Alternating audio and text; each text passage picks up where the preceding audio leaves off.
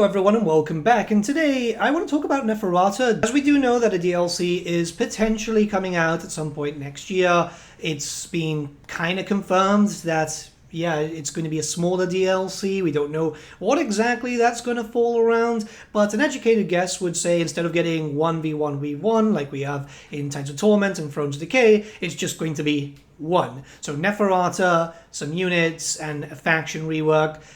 I want to talk about Neferata in this video just purely because it's a weird thing when it comes to content. We're not going to be talking about a rework, it's just there's a very little amount of content that can be done for a DLC. So I kind of just want to throw out some ideas, maybe that can inspire CA. They must be looking at that now, since the tentative date, I guess, for Tides of Torment is there, so yeah, let's begin. But before anything, a big thank you to our sponsor, Instant Gaming. Instant Gaming is a platform where you'll be able to buy games at discounted rates. So if you're looking for a very good deal, especially lately, you know, gaming is expensive and a lot of good games are coming out. I'm fairly looking forward to Borderlands 4, as I've always kind of liked that series. It's kind of expensive, but you can get yourselves 26% off the Super Deluxe Edition. There's other discounts over there too. And I'm imagining some of you are going to be saving up cash because we do know that there are some new Tomb King models on the way, so money might be getting tight a little bit. I know I'm definitely feeling it. Not only that, but we do have our monthly giveaway going on. Win the game of your choice. All you have to do is click on the link in the description below and then just sign up. You don't even have to make a purchase. Making a purchase also with my special link in the description below supports the channel at no extra cost to you, which is pretty damn cool. This is a company I've been working with for a fair amount of time now. I like working with them. I use their services. Hell, I'm about to buy a few games myself because, yeah, I've had a few things on my radar. So I'm happy to promote them. Their services are good. A big thank you once again to Instant Gaming for the sponsor. Now let's return to our regularly scheduled programming. The great thing about a potential Neferata DLC is we already know where she's going to be. I doubt they're going to put her anywhere else. She's going to be in the World's Edge Mountains. So it's definitely going to be interesting though for a Vampire Camp faction. You have a potential ally with Azag, and yeah, you're going to be dealing with the Chaos Dwarfs, which a lot of damage can be done to your guys, especially with the regeneration being kind of nullified there by fire, and you've got Ungrim, who is a very angry boy. You do also have Vlad, which is a potential ally too. Fun fact, Vlad and Neferata were married originally, so they are ex-partners, which, you know, could be kind of fun if there was a dynamic there. But on the plus side, given, you know, how it worked with Omens of Destruction, we're not going to get another character in the Lustria Bowl. And a very educated guess is that the campaign will gravitate you towards taking back Lemire. We now know that Khalida starts off at war with the Vampire Camp factions and so on, so it's very much kind of there. I imagine that Creative Assembly are already working on some primary ideas for Neferata. Now, mechanic-wise, I've said this before, and I've sung its praises in its original release. Cao Cao's schemes are perfect for Neferata. So you can see it on screen right now. There's different schemes. It's character schemes, faction, commandery, and army. Obviously, it'd be a bit different for Warhammer because we don't have certain things done in certain ways. But yeah, you can actually like increase loyalty. You can start getting other factions to leave, start rebellions. There is so much here. You can even instigate wars between other factions too. It's a specific currency that's built up, and this is perfect for Neferata. Neferata with the Lemians are very much the spies of the vampire world, right? They infiltrate a lot of places. Hell, there's a lot of vampires hidden in plain sight sometimes, and they're influencing so much. We know this from lore. They've started wars between other vampire kingdoms, or they've started wars between human nations.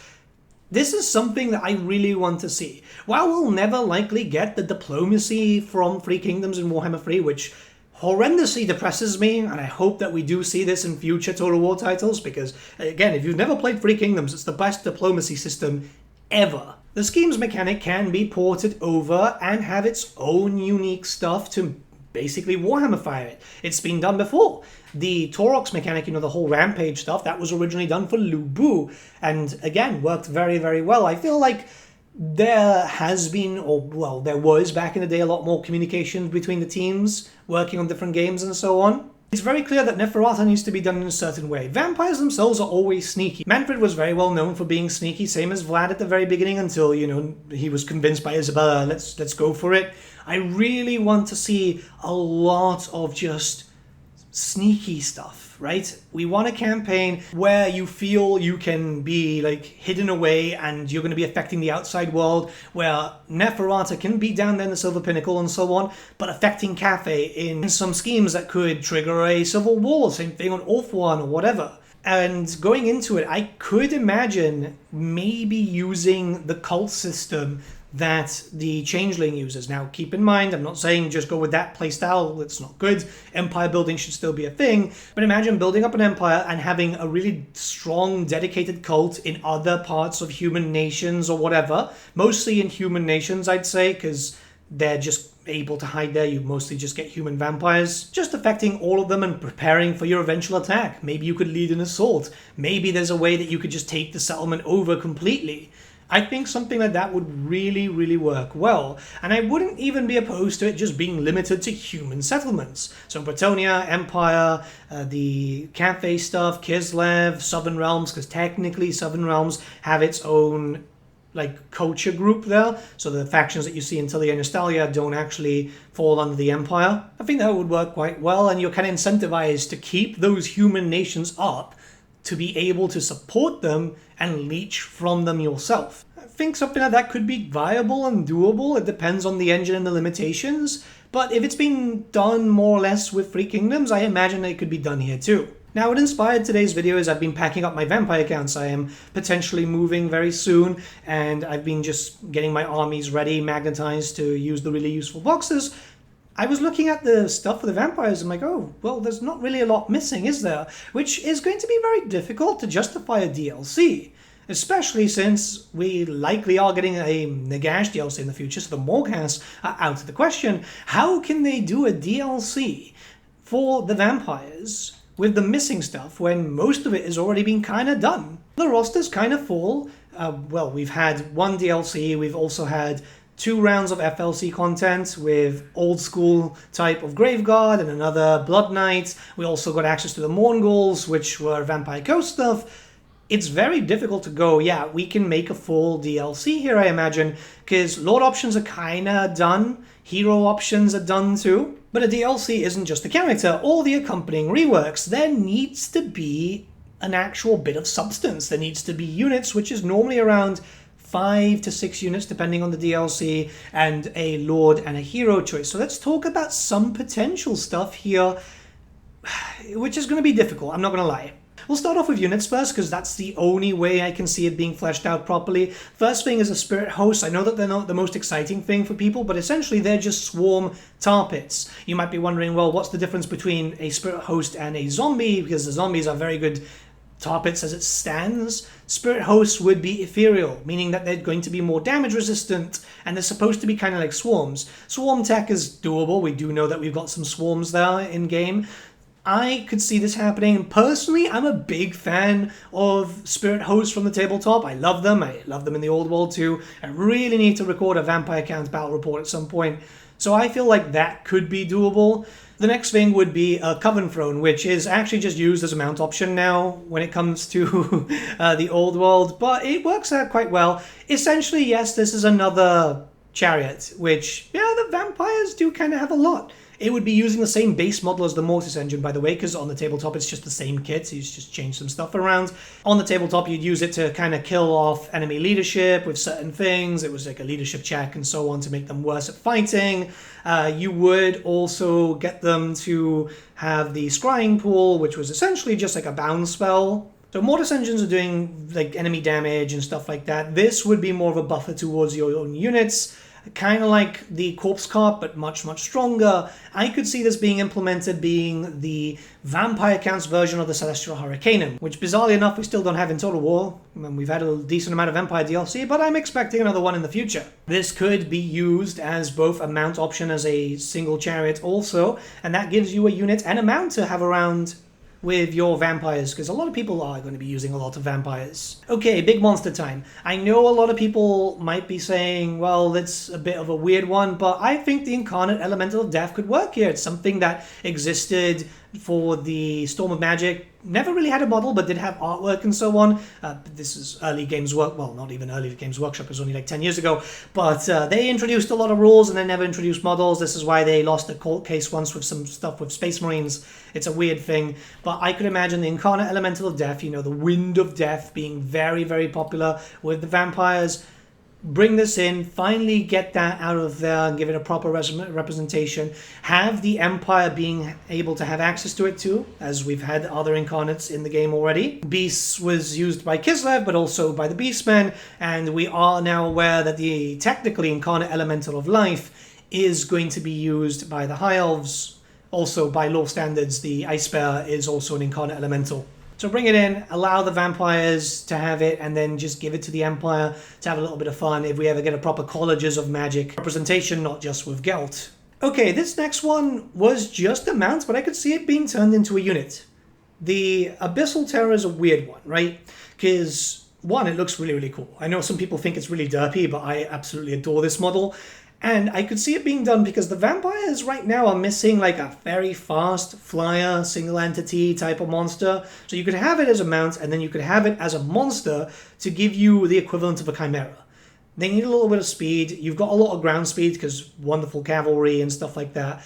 I think that this would work out really well as a sniper. You've got the Valk hoofs being able to take out single units and stuff like that. But this could be able to take out characters. I don't know, man. The more I look at it, the thing is I see it as a possible unit. It's very difficult. Again, it's very, very difficult to look at the vampires and go, what could be done next? But there's something about this which has a lot of charm. It's a bit of a reach, but it keeps on theme, and I do feel like the vampires are kind of missing that. They need something just a bit more, you know, straight up missile unit rather than slow and really durable. Then lastly, we're going to go back into some very deep lore, right? This is Warhammer Fantasy Roleplay 2nd Edition. I feel like the WIKRAM could kind of work here, right? So, for context, the vampire counts had access to the Necrofex Colossus. It was something that didn't have a model, once again, but it was something that was supposed to be for them. We have the Vampire Coast now, so why not do a own version of the Necrofex Colossus? The WIKRAM is essentially just what you expect it to be, a tall creature created out of wicker and stuff like that. It's one of those, like, you know, these are folktale kind of evil cryptids and so on, right? They're usually made of wood, metal, cloth, and then animated by dark magic. They're usually tied to stuff like necromancers, hedge wizards. I do believe that Heinrich had some sort of equivalent in earlier editions, so that could kind of work here. This would be the vampire count version of the Necrofex Colossus. It'll be slow, but I mean, it's going to be really, really cool if what I envision, like if you've played World of Warcraft, you know, during Hallow's End, there's just a giant wicker man that you burn. Like, if something like that would be amazing. This takes us up basically to 5 units, which is more or less what's expected there.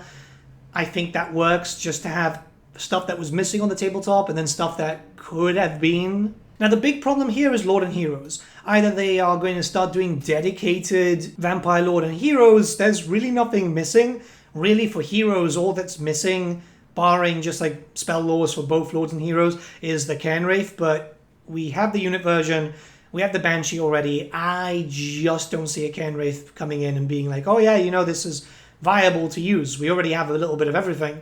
We are missing a Legendary Hero too, which probably they'll do Conrad, because it kind of fits with everyone. He's a mad dog, so he would be usable by everyone, you know, if he just serves the purpose. It's just kind of awkward here, because the vampires are just effectively done if doing single DLC format. So I'd say, yeah, they'll probably do a Lamian, Vampire, Lord, and Hero, style them up properly, removing the bloodline stuff, but that's more of a rework thing. And I don't want to go on the rework stuff right now. I really just want to talk about like possible content. Reworks so far have been so good that I'm not too concerned about that, but I am concerned content-wise. That makes me think what's going to happen with an FLC, because every DLC needs to come with an FLC, and I don't know how they would justify it, considering that it's the last DLC, so maybe they'll just do a hero instead of a lord. If they do a lord, they could easily knock out the Red Duke. He's already in-game, he has a model, he's animated, he just needs a voice actor and some bespoke mechanics.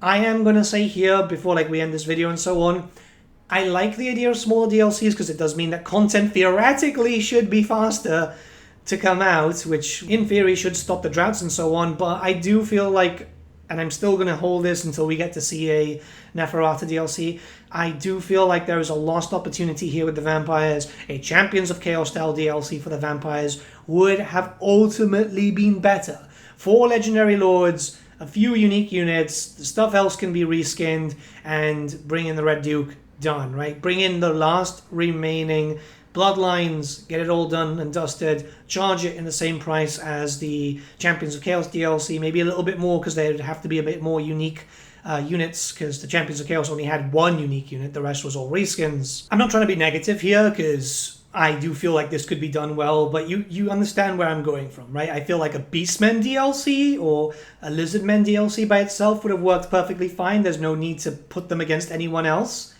The vampires getting a big DLC also would just... I don't know, I feel like it would be very popular. I'm a big fan of the Strigoi, right, and the Strigoi and so on, so I personally prefer Yushoran, but I know a lot of people would prefer Wallach Harkin for the Blood Knights and stuff like that, right, or some people want the Necrarch, because Zacharias the Ever-Living is very, very popular too. And I do feel like they can definitely do some single DLCs for all of them, if that's maybe the plan. Maybe that is the ultimate plan, like a Vampire Count DLC here and there, just to kind of make sure that things keep moving. Or maybe they'll just flat out do character packs in the future.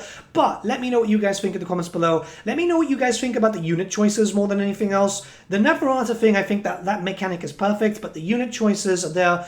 I'm still kind of lost on what to do with potential Lord and Heroes. I think it's just going to be Lemian-style vampires and done. Specialized. Hell, maybe an upgrade system, but I don't think that really works. I think just like flat out Bloodline Lords and Heroes. Have a great day, guys. I do apologize once again for the lack of content lately. I've just been planning this move, and as you can imagine, I'm packing up all my Warhammer, I'm trying to sort out the cats and everything. It's taking a lot, but I do think that next week I'm going to be a bit more consistent with content, so I'm going to try my best. There is still streams happening, so if you want to pop by to twitch.tv/thegreatbookofgrudges, I do a lot of everything, and we're going to be doing some Space Marine 2 today, because there's new drops and so on, so pop by, say hi, get your free stuff. See you guys.